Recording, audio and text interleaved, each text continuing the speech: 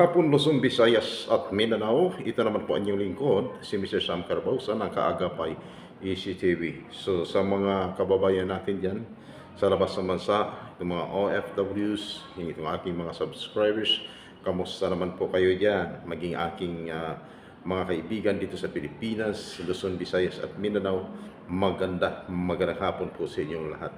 So sa mga OFWs at nandyan, lagi kong sinasabi na sana po kayo ay magiging matagumpay sa inyong pagtrabaho dyan sa labas ng bansa at masaya kayo na uwi ng Pilipinas na may dalang mga biyaya sa inyong mga pamilya. Kaya huwag sayangin ang inyong pagpakahirap sa loob ng 2 taon. Nawa po'y kayo ay gabayan na po may kapal upang maging safe kayo all the times sa inyong mga trabaho diyan, no? Sa mga hamal naman sa buhay ng mga OFWs, lagi namin sinasabi, huwag niyong kalimutan na sila'y ipinalangin sa araw-araw at na upang mabigyan sila ng sapat na proteksyon ng pong may kapal. Hindi madali ang pagiging buhay OFWs, kaya dapat magiging maingat sa lahat ng panahon sa inyong paghanap buhay diyan sa labas ng ating bansa. Alam niyo naman, sa panahon ngayon, hindi madali ang pag-apply bilang isang OFW, no? Kaya aking panawagan sa mga nagnais pa lamang mag-apply sa labas ng bansa, trabaho patungo sa labas ng bansa, dapat magiging mapagmasid kayo, magiging maingat po kayo, kasi marami sa ngayon lumalaganap na itong tinatawag na illegal recruitment, no? Human trafficking, kung saan ginagamit lamang ang pangalan ng mga agencies, no? Itong mga legit recruitment agencies ginagamit lamang upang sila ay makapag-convince ng mga kababayan natin upang makapagtrabaho umano sa labas ng bansa. Subalit pag ito namang mga OFWs, mga kababayan natin, maniniwala naman sa kanilang mga alok at pag ito ay nakapagbigay ng malaking halaga, so another problem sa inyong mga pamilya, mga kaibigan. Kaya dapat alamin, unang-una sa lahat, pag ikaw ay nag-apply, alamin kung lehitimo ba talaga itong agencies na inyong pinag-applyan, o itong tao ay na kumakausap sa inyo, sila ba ay talagang accredited ng DMW? Kasi marami pong nagpapakilala na sila ay may or connected sila sa isang recruitment agency, subalit hindi naman sila ay hindi naman sila accredited sa DMW. Yan po ang laging pinapaalaala ng ating ahensya ng gobyerno, na kung kayo ay mag-apply upang hindi kayo mapahamak, unang-una, alamin niyo muna ang naging status ng isang agency na pinag-applyan.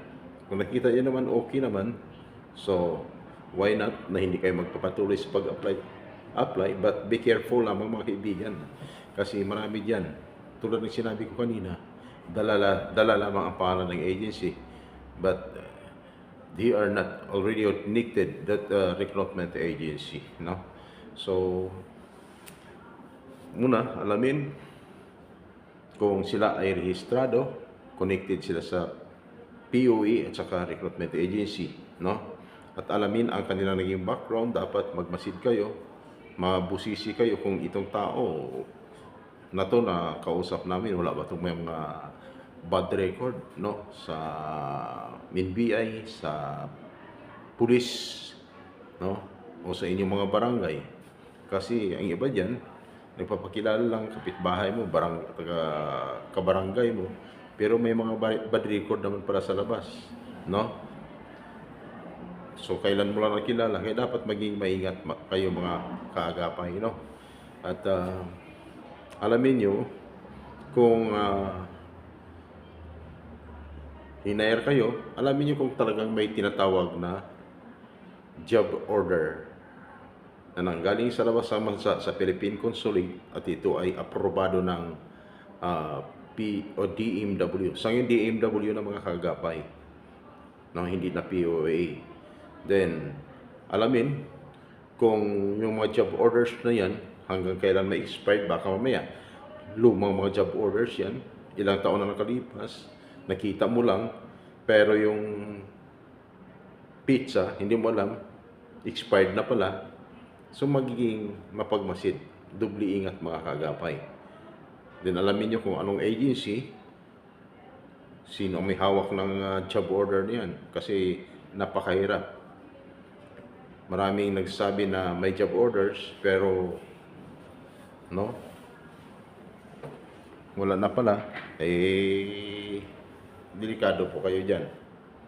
Ingat sa taong mga gumagamit na pangalan ng agency. Yan laging sinasabi namin at paulit-ulit namin sinasabi sa mga katulad niyo ng mga OFWs upang maiwasan na kayo mabiktima ng tinatawag na illegal recruitment, no? So, dahil kung kayo naman okay na at nakapag-apply na, kumpleto naman kayo sa mga requirements, na-interview na kayo, huwag basta-basta magbigay ng halaga, na sinasabi nila ay itong tinatawag na placement fee, no? Kasi pag nakita nila ikaw ay mapira at ay diskarte ka, marunong ka gumawa ng paraan para makapag-provide ng sinasabing placement fee, no, or processing fee, ingat po kayo. At dapat sisiguraduhin nyo pag nagbayad kayo, dapat may pinirma na kayo ng kontrata, no? Kontrata dapat complete na yan, no? May kontrata ka na at mayroon ka ng employer talaga na babagsakan pagdating doon at may visa. Huwag basta-bastang magbayad kung saan-saang lugar lamang po. Dapat sa loob ng agency. Kung talagang sila ay totoo na taga-recruitment agency, dapat doon sila makipagtransaksyon sa inyo sa loob ng agency, hindi kahit saan-saan lamang, no? Then, mayroon pang pwede nating sabihin na mayroong agency siya sa loob ng agency, pero ang nagaganap na bayaran sa labas, hindi nakapangalan sa kanya. Dapat sisiguraduhin nyo yung pagbayad ninyo, kung sinong tao man yun, o nakausap ninyo, katransaksyon yun, dapat personal na iabot nyo sa kanya at dapat mayroong kaukulang resibo, mga kaibigan, mga kaagapay. Huwag sayangin ang inyong pinaghirapan kasi sa dami ngayon nagka-problema, lalo na, no, yung papuntang pulan daw, no? So, umaabot na ng ilang buwan o isang taon na ang nakalipas, hindi pa rin nakaalis. Yung mga tao na to gumagamit ng mga relatives nila, relatives to relatives, sila po ang nakipag-communicate sa mga OFW sa nais nilang biktimahin upang maniniwala sa kanila na totoo sila at hindi sila masasamang tao at wala silang pakay na hindi maganda sa mga kanilang nire-recruit. Kaya, relatives to relatives, ginagamit nila. Kapatid sa kapatid, no? Kaya dapat maging maingat. Katulad na lamang sa na-receive ko na tawag last week lang, no? Alam niyo, last year pa July 2023, nagbayad na ng pang placement at processing, pambayad daw sa kanilang mga visa doon sa labas ng bansa, sa Poland, Poland. Pero nagbabayad sa bangko. Yung bangko, ang nakapangalan doon, yung sa recruiter. Yung sabi, taga-agency naman. Pero ang tanong, sigurado ba yung nakausap niya sa agency na sinasabing recruiter or staff ng isang agency, taga-agency ba talaga? Yan ang katanungan. Ang mahirap, gumawa ng transaksyon through bank.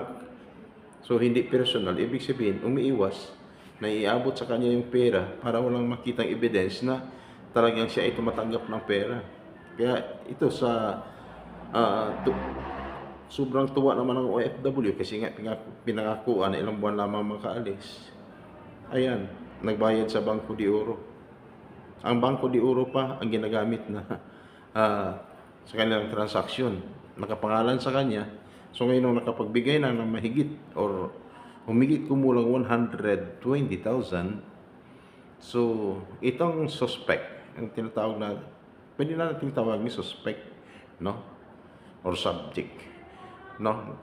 Wala na sa Pilipinas at nasa labas ng bansa. Hindi naman nawala yung communication. Ang naging problema, mga kaibigan, mga kaagapay, puro lang pangako na maghintay lang at marami pa kaming inaasikaso dito sa labas ng bansa. Hindi madali po ang pag-ayos ng mga documents bago sila makaalis itong mga OFWs. Kaya dapat magiging maingat kayo, mga kaagapay. Mantakin nyo, ha, nakipag-ugnayan o nakipag-communicate kayo, nakipag-transaction kayo sa Pilipinas, then hanggang sa dumating ang punto, nakapagbayad kayo, nung makapagbayad kayo, lumipad na yung kausap nyo sa labas ng bansa at sabihin na ayos na yung mga papel ninyo. Hindi nyo alam, sila pala ang alis para makapagtrabaho doon. Yan ang naging problema, no? Biro mo, mahigit isang taon na. Ibig sabihin, ma'am. Tingnan nyo, mga kagapay, mga kaibigan, nakaalis na yung tao, ha? Pero 1 year, mulang kinuhaan siya ng pera itong mga taga Batangas. Mahigit 20 sila, ha? Nasa 168,000 each na mga aplikante. Nasa 20 sila, ang nakaalis pa lamang is nasa siyam pa lang, no? Kaya dapat maging maingat. So magkano yun? Ba? Instant millionaire agad, mga kaibigan, mga kaagapay, itong nakipag-transaction sa kanila. At ngayon sa labas ng bansa, wala na sa agency.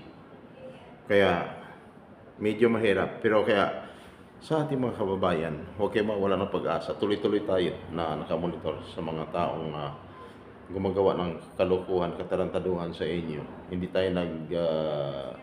Hindi tayo titigil para masakuti yung mga taong gumagawa ng kalokohan sa inyo, no?